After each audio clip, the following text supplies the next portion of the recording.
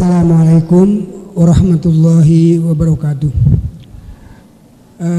Buya yang saya hormati, karena ini masalah kebaikan awam lah katakan, termasuk saya juga awam. Kira-kira dijelaskan terutama anak-anak tentang hubungannya antara tadi fima dominalaka dengan hubungannya dengan sholat duha dan ada doa untuk minta rezeki. Itu kira-kira bagaimana hubungannya? Terima kasih.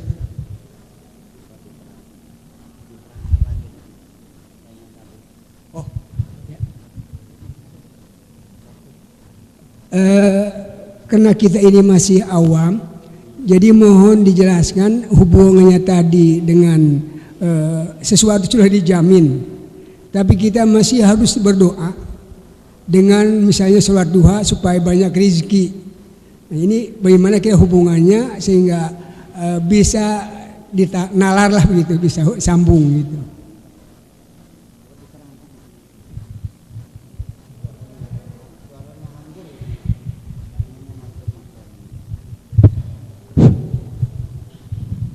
Gimana fokus pertanyaannya? Oke, tadi disampaikan oleh Buya bahwa hidup kita sudah dijamin oleh Allah Subhanahu wa taala. Tadi disampaikan bahwa wa ma min dabbatil ardi illa 'ala rizquha. Tapi di sisi lain kita juga dianjurkan untuk berdoa untuk meminta rezeki yang lebih banyak barang itu ya. Apakah ini hubungannya gimana? Satu sisi sudah dijamin, di sisi lain kita dianjurkan untuk berdoa agar rezeki kita melimpah ruah. Gimana Pak?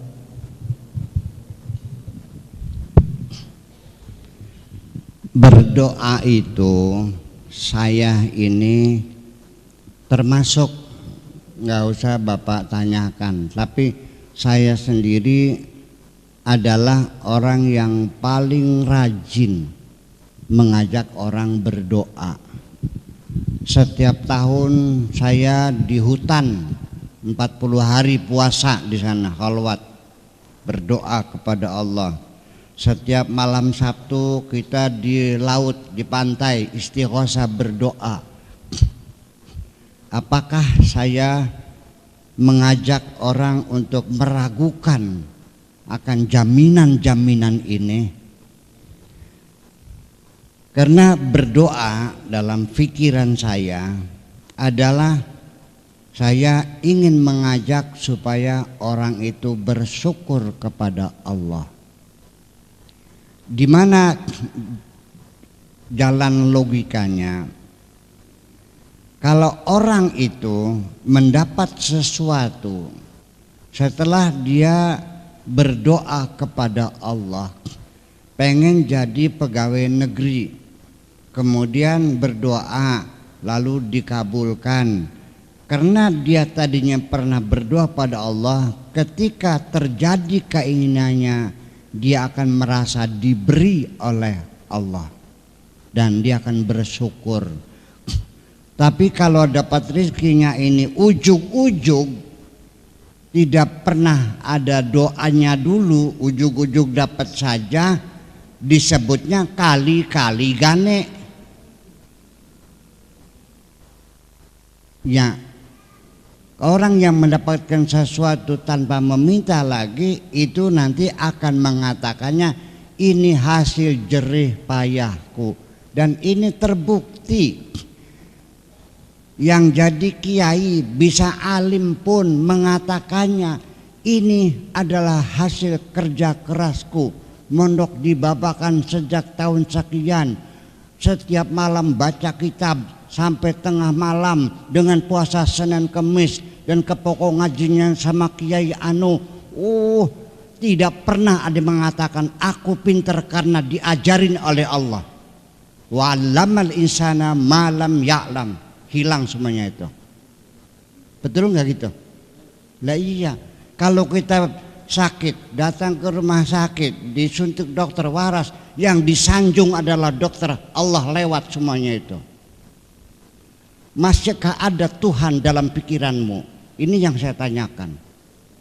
Jujur bae bekap di ngaku ya sisan wis. Nggak ada Tuhan. Jujur kayak Lenin ya. Tapi sembahyangnya gelem. Sembahyangnya rajin, baca Qurannya rajin, malah hafal pisan. Nah ini yang saya masukkan dari sejak tahun 58 saya di sini, saya nggak paham sesungguhnya. Bagaimana orang memahami agama yang sesungguhnya. Tetapi ternyata tanpa ilmu, tanpa pesantren, namanya mankadim. Namanya mankadim. Anaknya itu anak perempuan.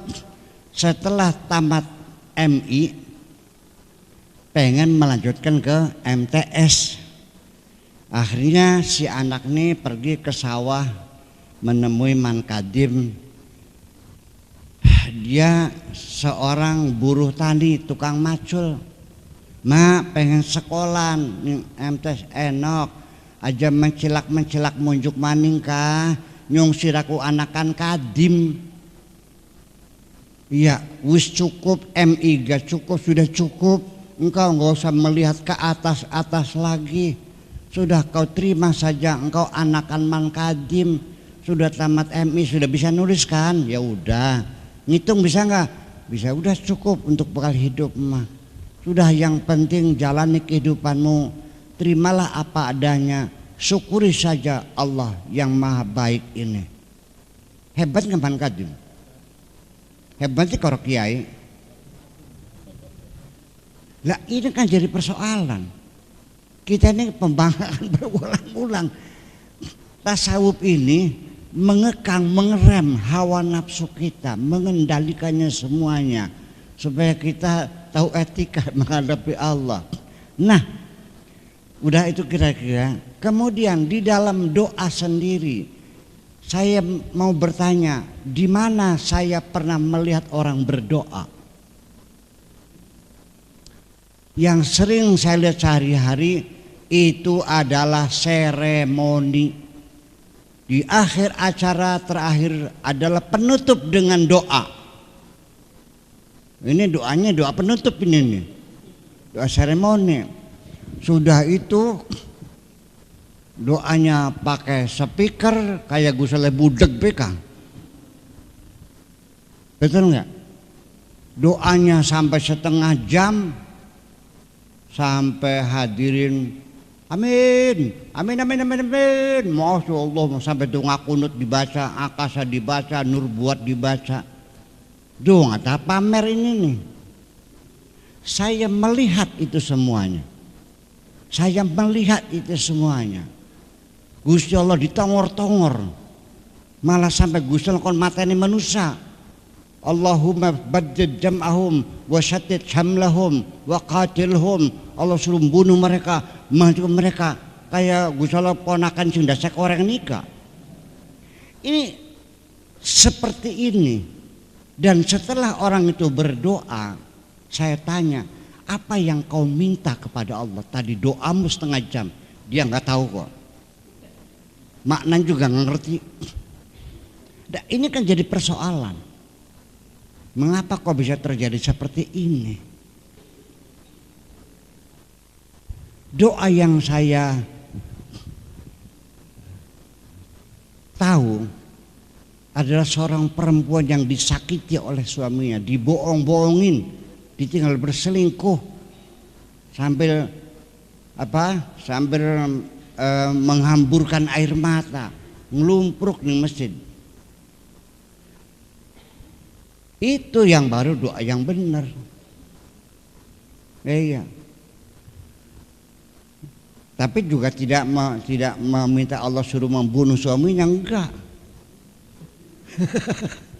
Iya.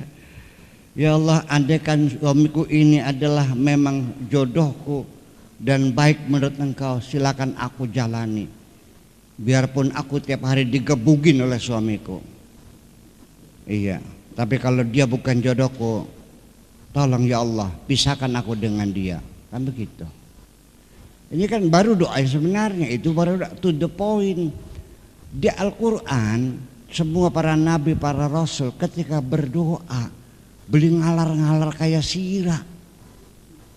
To the point. Rabbana atina fid dunya hasanah Rabbi zidni warzuqni Rabbana la tadzir fadlan wa anta khairul warithin.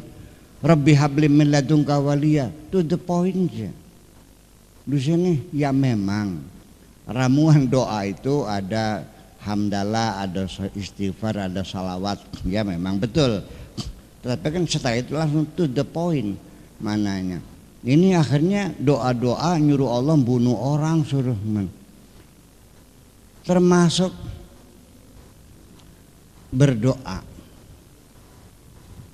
Ini banyak ramuan di doa. Terakhir saya cerita dulu. Ya Allah, berikanlah aku kemudahan-kemudahan. Betul ya?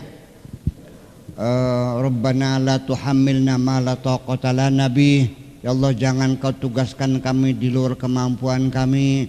Rabbi yassir umurana. Ya Allah, minta kepada Allah supaya diberi kemudahan, kemudahan, disuruhnya yang jangan yang berat-berat, yang ringan-ringan saja. Cengeng banget sih. Memang itu ada petunjuknya, tapi saya tidak memilih. Saya memilih untuk berdoa, ya Allah berilah aku kekuatan supaya aku bisa menjalani apapun yang kau perintahkan. Begitu cara berdoa. Terima kasih.